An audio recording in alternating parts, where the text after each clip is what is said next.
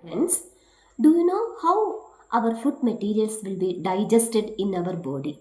As we know, we consume complex food materials like rice, chapati, potato, different kinds of food. So these food what we consume, these are complex food substance.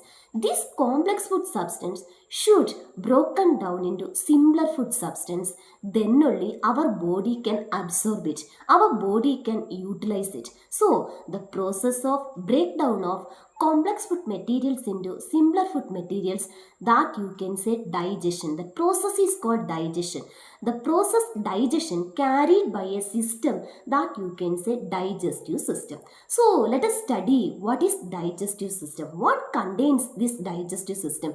This is one of the important question of 10th CBSE board exam. So what is digestive system? Digestive system contains alimentary canal and associated glands. So first of all, we can see what is alimentary canal. Alimentary canal is a long muscular tube and it contains around 9 meter long. It is passing through the body cavity from mouth to the anus. What are the organs of alimentary canal? It started with mouth, buccal cavity, pharynx, larynx, stomach, small intestine, large intestine, rectum and anus. We can study each and all parts of this alimentary canal. First of all, we can see what is mouth. Mouth, the organ which we use, we put a food into the mouth. That part you can say mouth. And the inner part of the mouth, that you can say buccal cavity. Buccal cavity contain, there are some parts that you can say tongue, salivary gland and saliva. So first of all, we can see what is tongue. Tongue is a muscular organ and it is used to mix food with saliva, and tongue contains some taste buds. These taste buds are used to identify the taste, and it is used to swallow the food, and it is used for talking also. So this is about the functions of tongue. Next we can see salivary gland. Salivary gland, it is located at the bottom of the buccal cavity. Salivary gland secretes the fluid, that you can say saliva. Whenever we think about tamarind, amla, orange, mango, immediately we get saliva. So fluid comes in the mouth, that you can say saliva. Saliva contains, there are some enzymes. That first enzyme you can understand, amylase. It is salivary amylase. Salivary amylase is used to convert starch into sugar. Then one more enzyme you can understand, that is called lysozyme. Lysozyme is an antibacterial agent. It is used to kill bacteria or germs present in the food.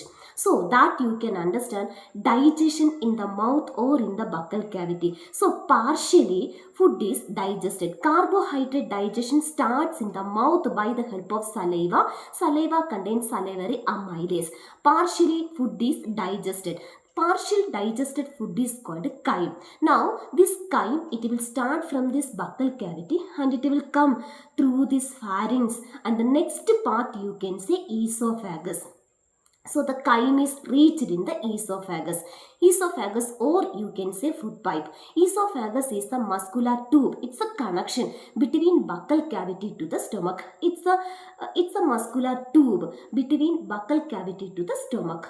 And food is passing, it's a connection, or it is used to pass the partial digested food from buccal cavity or mouth to the stomach. See how it passes. Esophagus is made up of muscle. So the food is moving through this esophagus by the help of the process that you can say peristaltic movement. So this is one of the important question. What is peristalsis? Peristalsis is the process of muscular movement of the food. That is because of the contraction and relaxation of the esophageal wall. It will push the food into the stomach. That you can say peristaltic movement, or you can say peristalsis. So now by the help of this peristalsis, it will come to the stomach. Sometimes you think dinner you eat full stomach food, but how after immediately the dinner, immediately you go to the bed, you sleep, but how the food will be be digested, how it comes to different parts of the alimentary canal, that is by the help of this peristalsis or peristaltic movement. So now our food is in stomach. Stomach, what is stomach? Stomach is a J-shaped elastic muscular bag.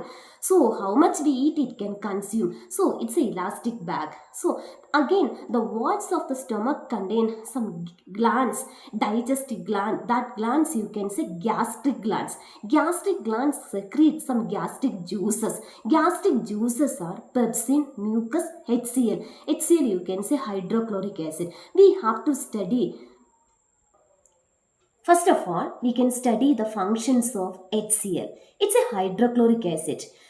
As we know, it's a strong acid. It is first function. It is used to kill the germs present in a food.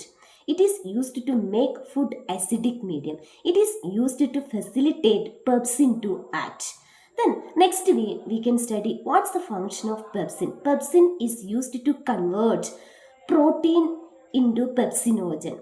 Then next we can study mucus. Mucus also present, also one of the gastric juice. Mucus is used to protect the inner lining of the stomach because acid HCl is a strong acid. If the secretion of HCl is more, it affects the stomach. It causes irritation. It causes acidity. So to release from this acidity, mucus is used. So the mucus is used to protect the inner lining of the stomach.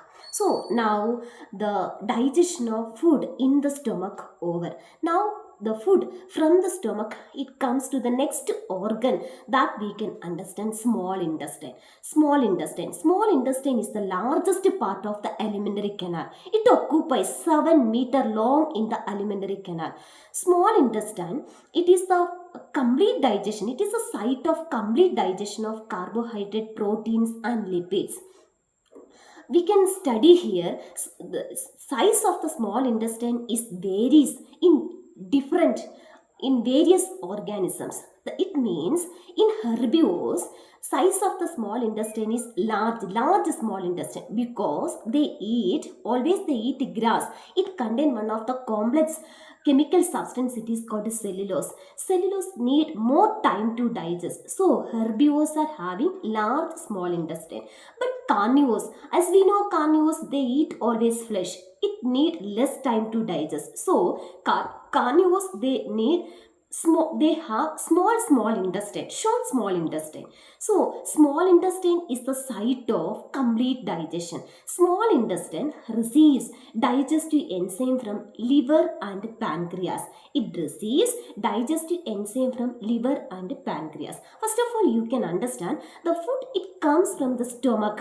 It comes from the stomach to small intestine is an acidic food. It should convert into alkaline medium. Then only these enzyme, liver and pancreatic enzyme can act on it. First of all, we can understand liver secrete. There are two digestive enzymes, that is bile juice and bile salt. Bile juice is used to convert larger globules of fat into smaller globules of fat.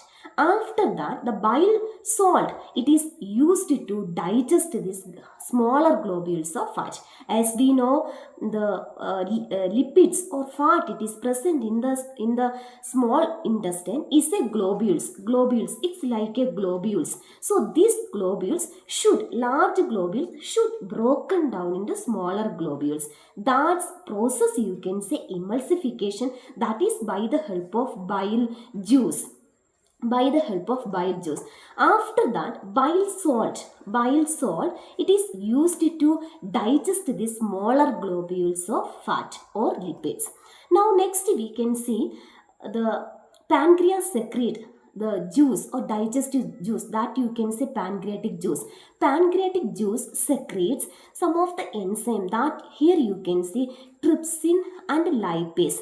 There are two enzymes we have to study here, trypsin and lipase. Trypsin is used to digest protein. It digests protein. Lipase is used to digest lipids. So at last what will happen? The small intestine, wall of the small intestine contains some digestive glands. These digestive glands secrete digestive juices. It contains some enzymes.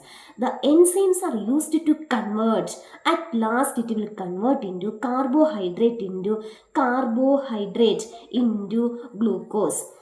After that, protein will convert into amino acid, and then lipid will convert into fatty acid and glycerol. So after digestion, the byproduct of digestion here you can see glucose, fatty acid plus glycerol, and amino acid. These are the byproduct, smaller food components, smaller food substance. It can be easily, our body can be absorbed, it can be utilized. So now the digestion over in the small intestine, it will be finished in the small intestine. But in the small intestine contains some finger like projection is present, that you can say it is called villi. Villi is the finger like projection present in the small intestine. After digestion, this digested food material will be absorbed by the help of this villi. Then in the this is one of the important question of 10th board exam: what is villi and what are the functions of villi? Villi is the finger like projection present in the small intestine. Functions of villi: first you can write, first point, it is used to increase the surface area for absorption of food. Second point, it contains millions of blood vessels, it is used to absorb the digested food. Now digestion over, next you can say absorption also finished. Now the digested food is absorbed by the help of villi. Undigested food, it will go to the next part, you can see large intestine. Then from large intestine, in the large intestine, the salt and water, excess water will be absorbed. Again from the large intestine, it will move to the next part, you can see rectum. In rectum, this undigested food will be stored. Then after storing from the rectum, it will be removed out, adjusted out by the help of anus. So this is our digestive system, you can understand. Thank you.